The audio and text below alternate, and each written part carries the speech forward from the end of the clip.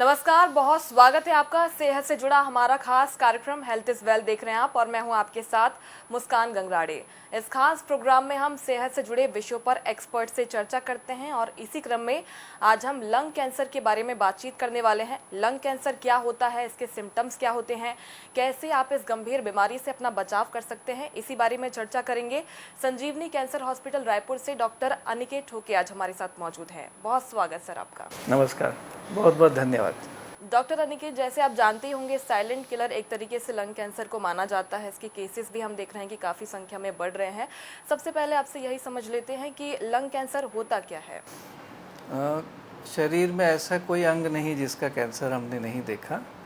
अगर आप भारतवर्ष की बात करें तो तंबाकू चबाने वाला, स्मोकिंग करने वाला, ये फेफड़े के कैंसर का मुख्य कारण है। भारत देश में विडंबना ये है कि जब भी कैंसर का कोई डायग्नोसिस बनाया जाता है वो काफ़ी लेट हो जाता है। लंग कैंसर के बारे में कहें तो ट्यूबरकुलोसिस, टीबी, तपेदिक, ये इसके जो लक्षण हैं और कैंसर के लक्षण बिल्कुल समान होते हैं। तो अधिकतर मरीज तपेदिक का दवाई, तपेदिक का इलाज करते रहते हैं, लेकिन असल में वो लंग का कैंसर होता है। इसलिए उनको लक्षण आने के बाद जांच होने से डायग्नोसिस होने तक और इलाज में आने तक बहुत देर हो जाती है। इसके कारण उसमें देरी के कारण उसका स्टेज बढ़ जाता है। जो हमें वांछित परिणाम चाहिए, मरीज ठीक हो जाना चाहिए, वो कई बार नहीं मिल पाता है।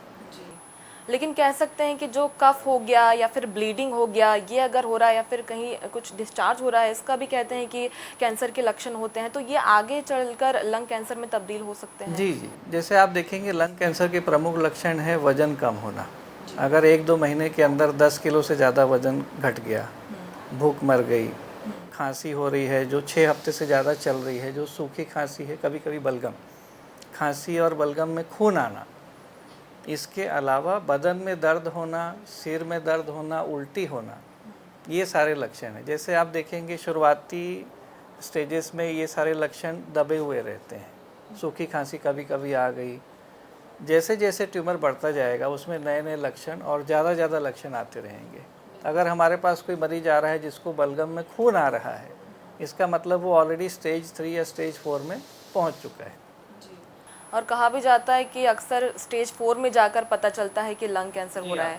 जी, इसके बाद का क्या कुछ प्रोसीजर होता है? जैसे अगर आपके पास कोई पेशेंट आता है, डायग्नोसिस कैसे होते हैं, कितनी तरह की जांचें होती हैं इसके लिए? कैंसर में सबसे पहले होता है फिजिकल एग्जामिनेशन, जिसमें हम मरीज को बैठ के उसकी तबीयत पूछते हैं, उसके सिम्टम पूछते हैं, कितने दिन से है, पुराना कोई इस प्रकार की तकलीफ उनको थी क्या, पुराना टीबी कभी था क्या, या टीबी का इलाज चला है क्या, ये सबसे पहले जानकारी, इसे हिस्ट्री टेकिंग कहते हैं। सेकेंड में एग्जामिनेशन में मरीज के गले एवं बगल के गांठों को जांचा जाता है कि वहाँ कोई गांठ महसूस तो नहीं हो रही है। थर्ड स्टेप में होता है सीटी स्कैन या एक्सरे फेफड़ों का, जिसमें हम वो गांठ को देख सकते हैं कि एक्चुअल में वो कहाँ पर है। उसके बाद होता है बायोप्सी जांच, जो सबसे ज़रूरी जांच है, जिससे मरीज सबसे ज़्यादा डरते हैं कि बायोप्सी करने की ज़रूरत है कि नहीं, करने से बीमारी फैल तो नहीं जाएगी। ये जांच हमारे लिए अति आवश्यक है क्योंकि इसके बाद ही हम डायग्नोसिस को कंफर्म कर सकते हैं। उसके बाद होता है स्टेजिंग स्कैन। स्टेजिंग स्कैन में हम पूरे शरीर का जांच करते हैं, पेट सीटी अगर उपलब्ध है तो, एमआरआई सिर का और फेफड़ों का और पेट का सीटी, कि अभी बीमारी किस स्टेज में, मतलब कहाँ कहाँ तक फैली हुई है। इसके बाद होता है ट्यूमर बोर्ड, जिसमें सारे डॉक्टर्स रेडिएशन, कीमोथेरेपी की, उसके अलावा पैलेटिव केयर, सर्जरी, ये सब एक साथ बैठ के मरीज के साथ इन रिपोर्ट्स को देखते हैं कि इसमें क्या स्टेज बन रहा है और उसमें क्या इलाज सबसे अच्छा रहेगा मरीज के लिए। इसके बाद हम एक्चुअल इलाज को स्टार्ट कर पाते हैं। लेकिन इसके बारे में देखा जाता है डॉक्टर अनिकेत कि अभी भी लोग डरते हैं। अगर उन्हें कुछ सिम्टम्स नज़र भी आते हैं तो भी वो जाते नहीं हैं डॉक्टर के पास। अगर ये कहें कि अगर नियमित चेकअप के लिए लोग जाएं, साल में एक बार नियमित चेकअप कराएं, तो कहीं ना कहीं इस गंभीर बीमारी से बच सकते हैं। जी, आपने बिल्कुल सही कहा। हमारे भारतवर्ष में जैसे हमने बताया कि नॉर्मल आदमियों का कोई जाँच नहीं किया जाता है। जब आपको कोई तकलीफ़ उठ रही है या वो तकलीफ़ साधारण दवाइयों से समाप्त नहीं हो रही है, तभी हम बड़ी जांचों के लिए जाते हैं। अगर हम रूटीन स्कैन्स करें, जैसे विदेशों में low dose CT scan chest का साल में एक बार कराया जाता है, जो भी कंपनी में कार्यरत हैं उनका free of cost mandatory testing उन्होंने करके रखा है कि वो करना ही पड़ेगा। अच्छा, अगर ट्रीटमेंट पार्ट पर आ जाएं तो क्या देखते हैं आप, क्योंकि टेक्नोलॉजी भी हम देख रहे हैं कि काफ़ी डेवलप हो गई है पहले की तुलना में, और अभी कितना अंतर आप देखते हैं, टेक्नोलॉजी ने आपके लिए कितना काम आपने बिल्कुल आसान सही किया? कहा। अभी हमारा ये कहना है कि कुछ साल पहले, 10 साल पहले और 10 साल बाद में ज़मीन आसमान का फ़र्क आ गया है इलाज में। हमारे पास में एडवांस मशीन्स आ गई हैं, हमारे पास रोबोट्स आ गए हैं सर्जरी के लिए। बायोप्सी की जो टेक्निक्स हैं वो काफ़ी अच्छी हैं। जो समय लगता था बायोप्सी करने के बाद में रिपोर्ट्स आने में, वो समय आधा हो गया है। मरीज़ को जल्दी से जल्दी इलाज करने के लिए हम तैयार हो जाते हैं। अभी ये स्थिति है कि मरीज़ हमारे पास आया, हमने सस्पेक्ट किया कि लंग कैंसर हो सकता है, एक दिन में उसका स्कैन, एक दिन में उसकी बायोप्सी की रिपोर्ट हमारे पास उपलब्ध हो जाती है। तो हम तुरंत उसमें इलाज करने के लिए रेडी हो जाते हैं। अच्छा, इसका ट्रीटमेंट को अगर डिवाइड कर दें तो किस तरीके से ट्रीटमेंट किया जाता है?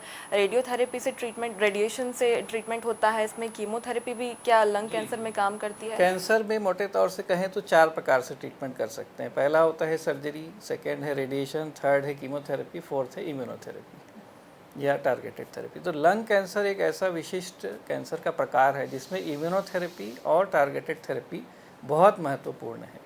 दुर्भाग्य से जो बढ़े हुए कैंसर्स हैं स्टेज 3 या स्टेज 4, उसमें हम इम्यूनोथेरेपी और टारगेटेड थेरेपी देते हैं।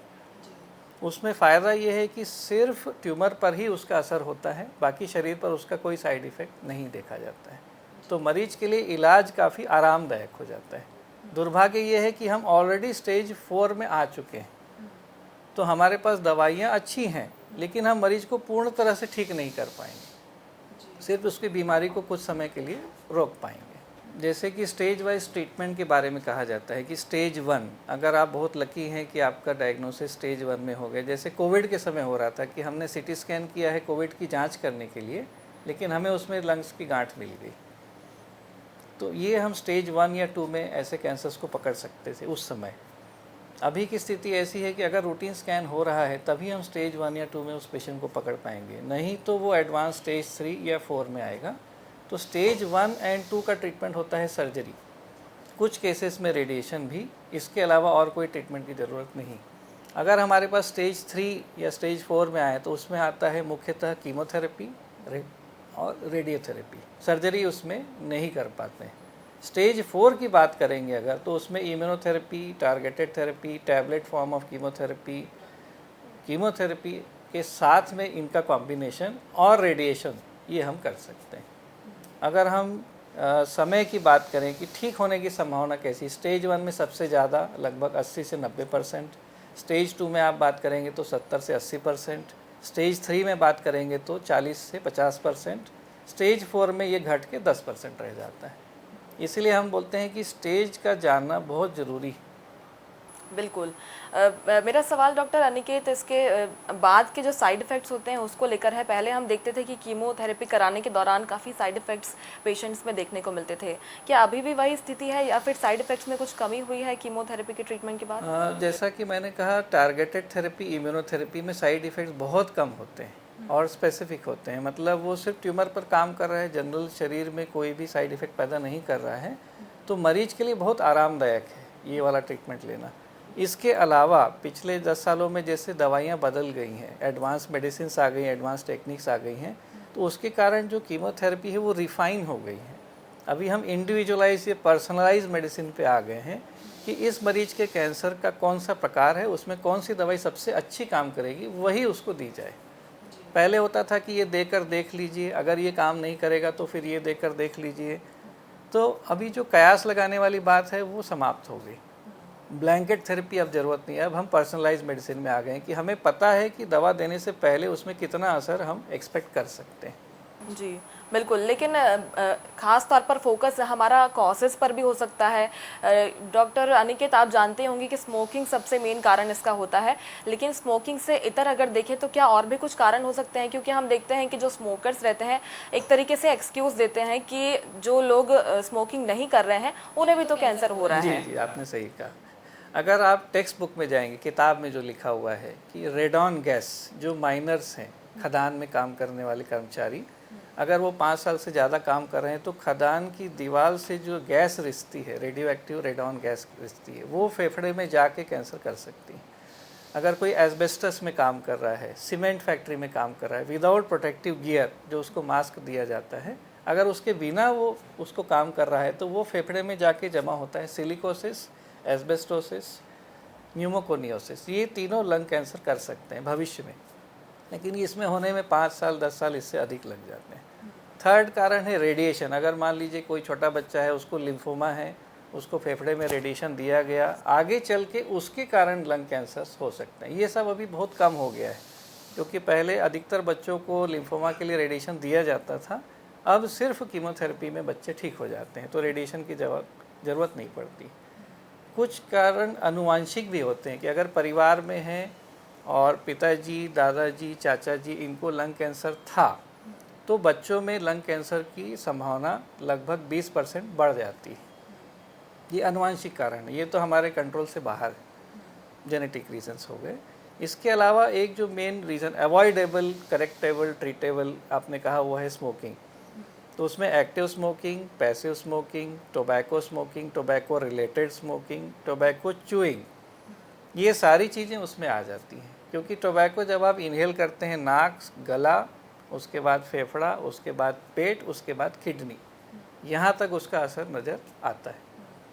पेसिव स्मोकिंग भी एक कारण हो सकता है, जो अगर कोई घर में स्मोक कर रहा है तो उसका असर दूसरों पर भी देखने को मिल सकता है। अभी जैसे सरकार ने इसमें बहुत सारे कदम उठाए हैं, एड्स बनाए हैं, इमोशनल एड्स बनाए हैं, जिसमें छोटा बच्चा पापा को कह रहा है कि पापा मेरे लिए स्मोकिंग बंद करिए।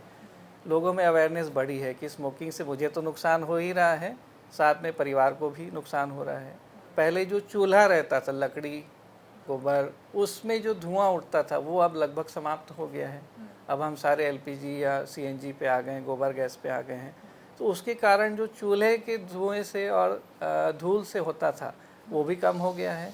पहले गांव की महिलाएं मंजन, तंबाकू मलती थीं, वो भी अब बहुत कम हो गया है, क्योंकि अब उनको भी अवेयरनेस हो गई है कि ये हमारे लिए, हमारे बच्चों के लिए अच्छा नहीं है। तो जो non smoking tobacco, chewing tobacco है, वो अब महिलाओं में और पुरुषों में कम होते जा रहा है। बिल्कुल। तो कह सकते हैं कि कहीं ना कहीं इसका असर जो है आज नहीं तो कल बाद में देखने को मिल सकता है, तो स्मोकिंग छोड़ना ही बेहतर होगा। लाइफस्टाइल को लेकर अगर डॉक्टर अनिकेत बात करें तो क्या हम लाइफस्टाइल में सुधार करके, अच्छी हैबिट्स अपना के लंग कैंसर जैसी गंभीर बीमारी से बच सकते हैं? जी जी, इसमें मैं आपसे 3 चीज़ें कहना चाहूँगा कि हमारे भारतवर्ष में उपवास, एकादशी का उपवास, पूर्णिमा का उपवास, ये उपवास हमारी इम्यूनिटी बढ़ाने में काम करता है। अभी तक हमको लगता था कि शायद ये पुराण पंथी और पोथी में लिखी हुई बातें हैं, लेकिन ये साइंटिफिक बातें हैं। उसके ऊपर टेस्ट की गई, उन्होंने देखा कि जो हम इम्यूनोथेरेपी दे रहे हैं उससे जितना असर आ रहा है, लगभग उतना ही असर उपवास करने से भी मिल रहा है। तो ये एक नेचुरल तरीका है, it is a scientific method, जिसे हम अपनी लाइफस्टाइल में इंक्लूड कर सकते हैं। सेकेंड, हमारी इम्यूनिटी इम्प्रूव हो जाएगी। जो छोटे मोटे कैंसर्स हैं, कैंसर के सेल हमारे शरीर में रोज़ बनते हैं, रोज़ मरते हैं। जब वो एक बैलेंस से बाहर चले जाते हैं तब एक्चुअली कैंसर होना शुरू होता है। तो अगर हम उस बैलेंस को बढ़ा दें कि भाई हमारा रिजर्व इतना हो जाएगा कि हम कैंसर के सेल को मरने के कगार में डाल दें इम्यूनिटी के द्वारा, तो ऐसे लोगों को कैंसर नहीं होगा या बहुत लेट होगा, संभावना कम हो जाएगी। थर्ड है, इम्प्रूव लाइफस्टाइल में आपकी लंग की हेल्थ बढ़ जाएगी। योगा अगर आप करते हैं तो आपका जो टोटल लंग कैपेसिटी, जितना ऑक्सीजन आप कैरी कर सकते हैं, वो बढ़ जाएगा। तो उसमें फेफड़े में डैमेज होने के, स्मोकिंग के कारण जो डैमेज हो चुका है, वो कैंसर में बदलने में ज़्यादा समय लगेगा। तो हमें चाहिए कि सारी चीज़ें जो भी हम कर सकते हैं, इम्यूनिटी बढ़ाइए, खान पान अच्छा रखिए, योगा करिए, प्राणायाम करिए, पॉल्यूशन से बचिए, स्मोकिंग से बचिए। अगर ये हम सब अपने जीवन में समाहित कर सकते हैं, जो हम कर सकते हैं, तो उसमें लंग कैंसर से बढ़ने के लिए हमारा एडवांटेज। बिल्कुल। तो ये सभी चीज़ें अपनाकर हम कैंसर से बचाव ज़रूर कर सकते हैं, लेकिन अगर एक बार डायग्नोस हो जाता है डॉक्टर अनिकेत, तो इसके बाद मैं ये जानना चाहूँगी कि अगर लंग कैंसर स्पेसिफिक तौर पर बात करें तो क्या ये बढ़ सकता है, दूसरे पार्ट्स में भी ये फैल सकता है? स्टेज 3 में फेफड़े से बाहर जाना शुरू हो चुका है। तो ऐसे पेशेंट्स में अगर आप देखेंगे ठीक होने की संभावना 40 से 50%। स्टेज 4 में ऑलरेडी दूसरे अंगों में वो जा चुका है। अगर वो हड्डी में गया तो हड्डी की दर्द कराएगा, अगर वो ब्रेन में चला गया तो उल्टी, मिर्गी, अगर वो बोन्स में चला गया तो हड्डियों का दर्द, इसके साथ में चक्कर और खाने की इच्छा को मार देता है। लीवर में जाने के बाद इसमें पीलिया हो सकता है। फेफड़े में पानी भर गया तो पेशेंट ऑक्सीजन डिपेंडेंसी में आ जाएगा, उसके कफ में ब्लड निकलने लगेगा, हॉस्पिटल में रहने की संभावना बढ़ जाएगी, घर पर नहीं रख पाएंगे क्योंकि ऐसे पेशेंट को कंटिन्यूस ऑक्सीजन की ज़रूरत पड़ेगी, पानी निकालने की ज़रूरत पड़ेगी और लगातार डॉक्टरों के संपर्क में रहने की ज़रूरत पड़ेगी। तो मरीज का जो आत्मसम्मान बोलिए, कॉन्फिडेंस बोलिए कि भाई मेरा जीवन मेरे हाथ में है और मैं कम से कम अपने रोज़मर्रा के कार्य कर पा रहा हूँ, ये क्षमता लंग कैंसर उससे छीन लेता है। तो वो डिपेंडेंट हो जाता है अपने परिवार के ऊपर, काम करना बंद हो जाता है, कमाना बंद हो जाता है और हॉस्पिटल डिपेंडेंसी आ जाती है। बिल्कुल, लेकिन कैंसर के बारे में कहा जाता है डॉक्टर अनिकेत कि वापस लौट कर आता है। अगर एक बार होता है तो चांसेस काफ़ी बढ़ जाते हैं कि वापस आप इससे डायग्नोस हों। उसके लिए आप क्या कुछ प्रोसीजर फॉलो करते हैं, उन्हें क्या हिदायत देते हैं जो पेशेंट्स आपके पास आते हैं? जैसे किसी का लंग कैंसर डायग्नोस हुआ स्टेज 1, हम उन्हें कहेंगे कि अगले 3 सालों तक हर 4 महीने में आपको आकर हमारे पास जांच करानी। अगर आप स्टेज 3 या 4 में हैं तो हम बोलेंगे कि हर 3 महीने में आपका स्कैन हमको करना है अगले 2 से 3 सालों तक। उसके बाद भी कैंसर वापस आने की संभावना लगभग 60% रहेगी स्टेज 3 और स्टेज 4 में। तो मरीज को रेगुलर चेकअप में आना है, भले ही उसे कोई तकलीफ ना हो, ताकि जो रिकरेंस है, जो ट्यूमर वापस आ रहा है, उसे हम साइलेंट स्टेज में पकड़ पाएँ और उसको समय से पहले ही इलाज करें। जैसे आप कह रहे हैं कि साइलेंट स्टेज में उसे पकड़ पाएँ, लेकिन इसके जो मैं सिम्टम्स देख रही हूँ, इसमें वेट लॉस होता है, इसके साथ ही वॉइस में चेंज आता है। तो ये जो सिम्टम्स होते हैं कब आना शुरू करते हैं, कौन सी स्टेज में आना शुरू होते हैं ये वाले सिम्टम्स? ये अधिकतर स्टेज 2 से शुरू हो सकते हैं, क्योंकि जैसे जैसे ट्यूमर बढ़ेगा वो सांसों के रास्ते को दबाएगा, उसके कारण जो आवाज़ की नली की नस है वो दब जाएगी तो आवाज़ बैठ सकती है। फेफड़े में नलियाँ होती हैं, ब्रोंक्यूल्स बोलते हैं, अगर उसमें दबाव पड़ रहा है तो फेफड़े का एक पार्ट बंद हो जाएगा, जिसके कारण उसे सूखी खांसी या गीली खांसी आने लगेगी। अगर ट्यूमर वो सांस के रास्ते के अंदर पहुंच गया तो वहाँ से ब्लीडिंग शुरू होगी, जो उसे बलगम में खून जैसा नज़र आएगा। और ज़्यादा बढ़ने पर एक साइड फेफड़े में पानी भर जाता है, जिसमें पेशेंट ऑक्सीजन पे आ जाता है। इसके अलावा शरीर में गांठ आ जाती है गले में, बगल में, तो मरीज कहेगा कि भाई पिछले 3 हफ्ते से मेरे गले में गांठ महसूस हो रही है, कहाँ से आई नहीं पता। ऐसे मरीज में हम बोलेंगे आप उसका बायोप्सी करवाइए और एक्सरे ज़रूर करिए। एक्सरे हम जब करते हैं तो हमको एक फेफड़े में बड़ा सा गांठ नजर आ जाता है। लेकिन ये जो दूसरी बीमारी होती है, अभी तो हम लंग कैंसर के बारे में बात कर रहे हैं, लेकिन फेफड़ों से जुड़ी जो दूसरी बीमारियां होती है, कह सकते हैं COPD हो गया, उसमें TB हो गया, तो क्या ये बीमारियां जो है आगे चलकर कैंसर में तब्दील हो सकती है? नहीं, इसमें जैसे आपने बोला TB, COPD, अस्थमा, इसमें कैंसर बनने की संभावना नहीं रहेगी, लेकिन वो फेफड़ों को कमज़ोर कर रहा है।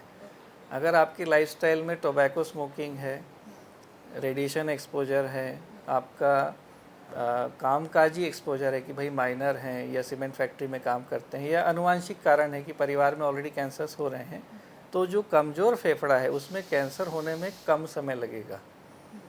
जो रिस्क है वो लगभग उतनी ही रहेगी जो नॉर्मल पॉपुलेशन में होती है, लेकिन फेफड़ा ख़राब होकर जल्दी सिम्टम आना और जल्दी तबीयत ख़राब होना, ये उस मरीज में ज़्यादा दिखाई देगा। अच्छा डॉक्टर, इसे क्या डिवाइड कर सकते हैं? क्या कोई एज स्पेसिफिक होता है क्या कि इस उम्र के लोगों को ज़्यादा लंग कैंसर होता है, या ऐसा कुछ? पहले ऐसा होता था कि ये 40 साल से ऊपर की उम्र में कैंसर दिख रहे हैं, बट अभी हमने जो यहाँ पर देखा है 22 साल की उम्र में हमारा एक पेशेंट है जो लंग कैंसर से पीड़ित है। तो जो किताबी ज्ञान था कि 40 साल के ऊपर ही आप एक्सपेक्ट कर सकते हैं, 50 के ऊपर एक्सपेक्ट कर सकते हैं, अब वो लागू नहीं होता। अब आप किसी भी उम्र में देख सकते हैं। अगर आप रेक्टल कैंसर की बात करें तो 14 साल की उम्र में हो रहा है, पहले वो 40 साल की उम्र में देखा जाता था। तो ये सारे समीकरण बदल गए। डॉक्टर अनिकेत, जैसे हम दूसरी बीमारियों को लेकर भी चर्चा कर रहे थे, अक्सर हम देखते हैं कन्फ्यूजन हो जाता है TB को लेके। पहले या तो कैंसर है या TB है, डॉक्टर्स में भी कन्फ्यूजन एक तरीके से रहता है, तो उसके बारे में आपकी क्या राय है? जी, आपने सही कहा, ऐसा पहले होता था। आज से 5 साल या 10 साल पहले जो ओल्ड मेडिसिन कहते थे कि एम्पेरिकल ट्यूबरकुलर ट्रीटमेंट, अगर पेशेंट के सिम्टम्स हैं, उसके एक्सरे में आपको ट्यूबरक्लोसिस का डाउट लग रहा है, तो आप एम्पेरिकली मतलब ऐसा मानते हुए कि ये टीबी हो सकता है, उसकी दवाई दे देते थे। उसमें ये होता था कि अगर पेशेंट को टीबी के साथ साथ कैंसर भी है तो टीबी तो ख़त्म हो जाएगा, लेकिन कैंसर बढ़ता चला जाएगा। तो ट्रीटिंग डॉक्टर को लगेगा कि टीबी बढ़ते जा रहा है इलाज के बावजूद। उसका इलाज अभी सरकार ने बोलिए या मॉडर्न मेडिसिन ने बोलिए ऐसा किया है कि जब तक आप बलगम में ट्यूबरक्लोसिस के बैक्टीरिया को देख नहीं लेते या उसकी बायोप्सी करके उसे कंफर्म नहीं कर देते कि ये टीबी ही है, तब तक दवाई नहीं देना है। अगर किसी को ऑलरेडी टीबी का दवा चल रहा है, उसे 6 हफ्ते में इम्प्रूवमेंट नहीं नज़र आ रहा है अपने सिम्टम्स में, तो हम कहेंगे कि आप दोबारा से चेक करिए कि आप सही डायग्नोसिस में काम कर रहे हैं या फिर ये कुछ और। बिल्कुल। एक सवाल डॉक्टर अनिकेत, आपके हॉस्पिटल को लेकर है, संजीवनी कैंसर हॉस्पिटल की बात करें तो आपके पास जब सबसे पहले पेशेंट आता है, डायग्नोसिस से लेकर उसके ट्रीटमेंट तक लेकर क्या कुछ सुविधाएं यहाँ पर मौजूद हैं, क्या कुछ प्रोसीजर रहता है? हमारा वॉक इन ओपीडी है, मतलब हम लोग अपॉइंटमेंट्स कभी नहीं रखते हैं। जब भी पेशेंट आएगा, जो भी डॉक्टर उस समय उपलब्ध है वो सारी सुविधाएं उसको उपलब्ध कराने की कोशिश करेगा। जैसे अलग अलग डिपार्टमेंट में surgeon, chemotherapy, radiation therapy, palliative care, लेकिन प्रत्येक डॉक्टर ये सारे फील्ड का ज्ञाता है। तो ऐसा जैसे हम लोग आमतौर पे देखते हैं कि कल मुलाकात होगी, 5 दिन बाद मुलाकात होगी, 6 दिन बाद आइए, ये सब कैंसर में नहीं करना चाहिए और नहीं होता। जब पेशेंट आया वो ऑलरेडी घबराया हुआ है, उसके मन में डाउट हो गया है, शंका हो गई है, वो डरा हुआ है, उसके डर को समाप्त करना, उसे मदद करना हमारा कर्तव्य है। कैंसर पेशेंट्स को स्पेशल ट्रीटमेंट दिया जाता है सब प्रकार से, समझाने से लेके कैसे इलाज होगा, जल्दी कैसे किया जा सकता है, कब हो सकता है, कहाँ हो सकता है। ये तो संजीवनी कैंसर हॉस्पिटल में मैं गर्व से ये कह सकता हूँ कि ये कॉम्प्रिहेंसिव कैंसर सेंटर है, मतलब एक छत के नीचे सारी सुविधाएं उपलब्ध।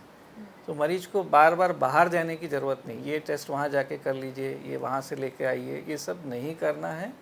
एक बार मरीज यहाँ आया, सारी सुविधाएं उसको यहीं उपलब्ध हो जाएंगी। बिल्कुल।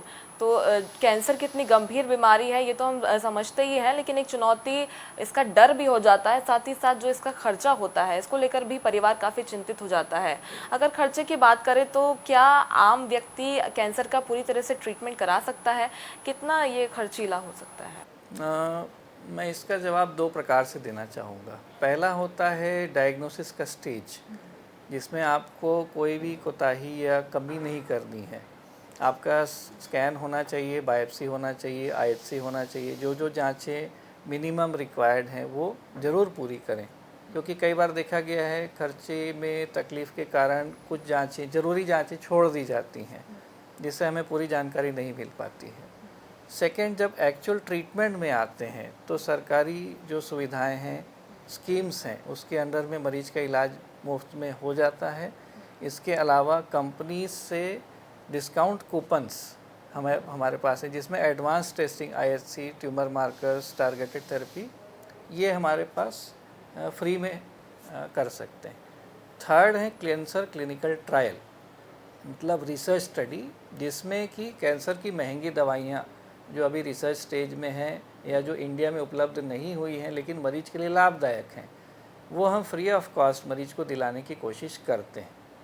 इसमें एक ही ड्रॉबैक है कि सेलेक्टेड पेशेंट्स को ही हम वो दे सकते हैं, सारे मरीजों को हम ऐसा नहीं कर पाते हैं। तो अधिकतर मरीजों को सर्जरी, रेडिएशन, कीमोथेरेपी या आयुष्मान कार्ड या बिजू स्वास्थ्य योजना, ESIC, SECL, ये इनके ज़रिए मदद हो जाती है। बिल्कुल, लेकिन इसके सर्वाइवल को लेकर भी लोगों में खासा इसको कन्फ्यूजन रहता है कि अगर कैंसर एक बार हो गया तो लोग पहले से काफ़ी डर जाते हैं कि हम बच नहीं पाएंगे, अपनी ज़िंदगी को लेकर लोग सोचने लगते हैं। लेकिन डॉक्टर अनिकेत, आपसे जानना चाहेंगे, क्या इसका सर्वाइवल रेट बहुत कम है? क्या लोगों को आप सलाह देना चाहेंगे? इसमें साइंटिफिकली कहें तो स्टेज पे डिपेंड करेगा। अगर मरीज एडवांस स्टेज में आया, स्टेज 4 में आया, उसकी बीमारी ब्रेन तक पहुंच चुकी है, तो उसमें सर्वाइवल कम हो जाएगा, उसे बदला नहीं जा सकता क्योंकि वो ऑलरेडी हो चुका है। जो मरीज के मन में डर है, शंकाएं हैं उसे बैठ के बात करने से ही सुलझाया जा सकता है। इसमें एक बहुत इंपॉर्टेंट पार्ट होता है पैलिएटिव केयर सपोर्ट, वो भी यहाँ पर उपलब्ध है जो मरीज के साथ बैठते हैं। हम अगर किसी मरीज को डायग्नोसिस देते हैं कि भाई आपको स्टेज 4 कैंसर लंग है, तो सबसे पहला सवाल होता है मेरे कितने दिन बचे हैं। तो हम कहते हैं कि don't count your days, count your life. आप उल्टी गिनती पे नहीं है, आपका जो जीवन भगवान ने दिया है उसको आप कितना अच्छे तरीके से जी सकते हैं दूसरों के लिए और अपने लिए, इस बात में सोचिए। बिल्कुल, और यही हमारी भी कोशिश है, कैंसर के बारे में अवेयरनेस फैलाना। अगर जागरूकता बढ़ेगी तो जाहिर तौर पर आप इससे जो अपना बचाव कर सकते हैं, और जो भी इसके चीज़ें होती हैं जो आप अपनी लाइफस्टाइल में अपना सकते हैं कैंसर जैसी गंभीर बीमारी से बचने के लिए। बहुत शुक्रिया डॉक्टर अनिकेत आपका हमसे बातचीत करने के लिए। बहुत बहुत धन्यवाद, नमस्कार। तो हेल्थ इज़ वेल्थ में आज हमने लंग कैंसर को लेकर बातचीत की। डॉक्टर अनिकेत आज हमारे साथ मौजूद थे। काफ़ी सार्थक चर्चा रही। किसी और विषय के साथ हेल्थ इज़ वेल्थ में फिर हाजिर होंगे, तब तक के लिए नमस्कार।